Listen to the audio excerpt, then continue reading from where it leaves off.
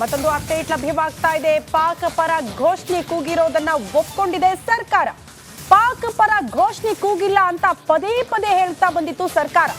ಸ್ವತಃ ಸಚಿವ ಪ್ರಿಯಾಂಕ್ ಖರ್ಗೆ ಆದಿಯಾಗಿ ಲಕ್ಷ್ಮೀ ಹೆಬ್ಬಾಳ್ಕರ್, ಮಂಕಾಳ ವೈದ್ಯ, ಡಾಕ್ಟರ್ ಶರಣ್ ಪ್ರಕಾಶ್ ಪಾಟೀಲ್ ಸೇರಿದಂತೆ ಹಲವರಿಂದ ನಿರಾಕರಣೆ ಆಗಿತ್ತು. ಅಧಿಕೃತ ವರದಿ ಬಗ್ಗೆ ಈಗ ಏನ್ ಹೇಳ್ತಾರೆ ಸಚಿವರು ಅನ್ನೋದು ಪ್ರಶ್ನೆ ಆಗ್ತಾ ಇದೆ.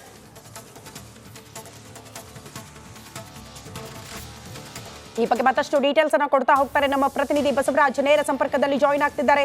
ಬಸವರಾಜ್, ಅಧಿಕೃತ ರಿಪೋರ್ಟ್ ಬರೋಕ್ಕೂ ಮುನ್ನ ಸಚಿವರು ಹಾಗೆ ಹೇಳೇ ಇಲ್ಲ ಅಂತ ಪ್ರತಿಯೊಬ್ರು ಕೂಡ ಅದೇ ಹೇಳಿಕೆಯನ್ನ ಕೊಟ್ಟಿದ್ರು. ಬಟ್ ಈಗ ಅಧಿಕೃತ ರಿಪೋರ್ಟ್ ಬಂದಿದೆ, ದೃಢಪಟ್ಟಿದೆ ಪಾಕ್ ಪರ ಘೋಷಣೆ ಅಂತ ಸ್ವತಃ ಗೃಹ ಸಚಿವರು ಹೇಳ್ತಿದ್ದಾರೆ.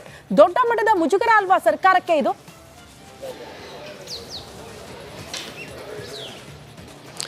ಖಂಡಿತ ಶ್ರುತಿ, ಯಾಕಂದರೆ ವಿಧಾನಸೌಧದಂಥ ಶಕ್ತಿ ಸೌಧದಲ್ಲಿ ಪಾಕ್ ಪರ ಘೋಷಣೆ ಕೂಗಿದ್ದಂಥದ್ದು ಸಾಕಷ್ಟು ಒಂದಷ್ಟು ಆಕ್ರೋಶಕ್ಕೆ ಕಾರಣ ಆಗಿತ್ತು. ವಿರೋಧ ಪಕ್ಷಗಳು ಸಾಕಷ್ಟು ಟೀಕೆಯನ್ನು ಮಾಡಿದ್ವು. ಅಧಿವೇಶನದಲ್ಲಿ ಈ ವಿಚಾರ 2 ದಿನಗಳ ಕಾಲ ಕಲಾಪವನ್ನು ಬಲಿ ಪಡೆದಿತ್ತು ಮತ್ತು ಸಾಕಷ್ಟು ವಾಗ್ವಾದ ವಾಕ್ಸಮರ ಏರ್ಪಟ್ಟಿತ್ತು.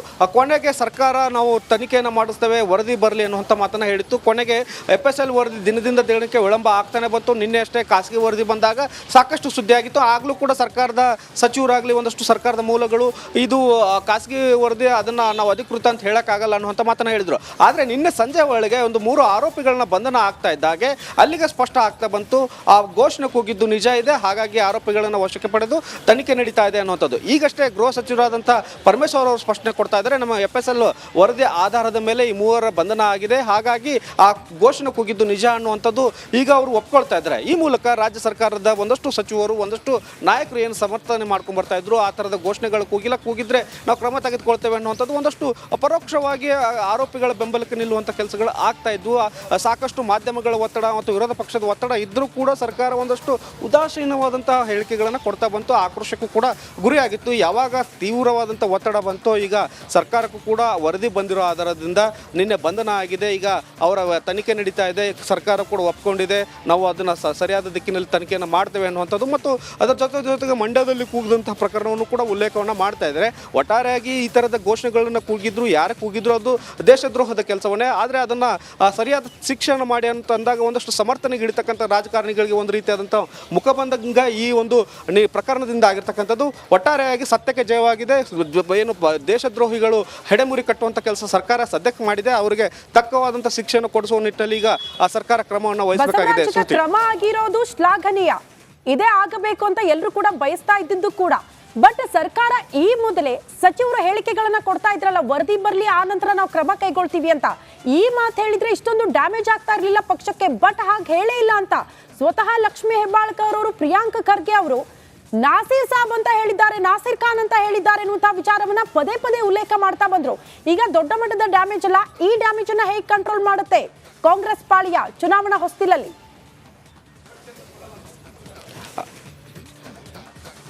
ಖಂಡಿತ ಶ್ರುತಿ, ರಾಜ್ಯ ಕಾಂಗ್ರೆಸ್ ಪಕ್ಷಕ್ಕೆ ಇದೊಂದು ರೀತಿಯಾದಂಥ ದೊಡ್ಡ ಡ್ಯಾಮೇಜ್. ಚುನಾವಣಾ ಹೊಸ್ತಿಲಲ್ಲಿ ಇದ್ದಂತಹ ಸಂದರ್ಭದಲ್ಲಿ ಈ ಥರದ 2 ಪ್ರಕರಣಗಳಾಗಿದೆ.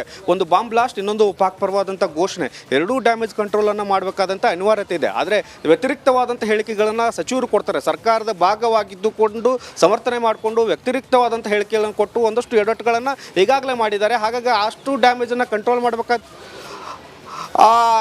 ಡ್ಯಾಮೇಜ್ ಕಂಟ್ರೋಲ್ ಮಾಡಬೇಕಾದಂಥ ಅನಿವಾರ್ಯತೆ ಇದೆ. ಆದರೆ ಸದ್ಯದ ಮಟ್ಟಿಗೆ ಡ್ಯಾಮೇಜ್ ಕಂಟ್ರೋಲ್ ಎಷ್ಟರ ಮಟ್ಟಿಗೆ ಆಗುತ್ತೆ ಅನ್ನುವಂಥದ್ದು ತೀವ್ರವಾದಂಥ ಚರ್ಚೆಗಳಾಗ್ತಾ ಇದ್ದಾವೆ. ಯಾಕಂದರೆ ಎಲ್ಲದಕ್ಕೂ ಹೇಳ್ತಕ್ಕಂಥ ಉತ್ತರಗಳು, ಆಕ್ಷೇಪಾರ್ಹ ಹೇಳಿಕೆಗಳಿಗೆ ಸರ್ಕಾರದ ನಾಯಕರು ಒಂದಷ್ಟು ಡ್ಯಾಮೇಜ್ ಕಂಟ್ರೋಲ್ ಮಾಡಬೇಕನ್ನುವಂಥದ್ದಾದರೆ ಡ್ಯಾಮೇಜ್ ಕಂಟ್ರೋಲ್ ಸದ್ಯಕ್ಕೆ ಆಗುತ್ತೆ ಅನ್ನುವಂಥ ಪ್ರಶ್ನೆಗಳು ಎದ್ದಿದ್ದಾವೆ. ಒಂದಷ್ಟು ನಾವು ಸಮರ್ಥನೆ ಮಾಡಿಕೊಳ್ಳುವಂಥ ಬರದಲ್ಲಿ ಆ ಥರ ಆಗಿಲ್ಲ ಘಟನೆ ಅನ್ನುವಂಥ ಹೇಳಿಕೆಗಳೇನಿದ್ದಾವೆ ಅದು ತೀವ್ರವಾದಂಥ ಆಕ್ರೋಶಕ್ಕೆ ಗುರಿಯಾಗಿರ್ತಕ್ಕಂಥದ್ದು.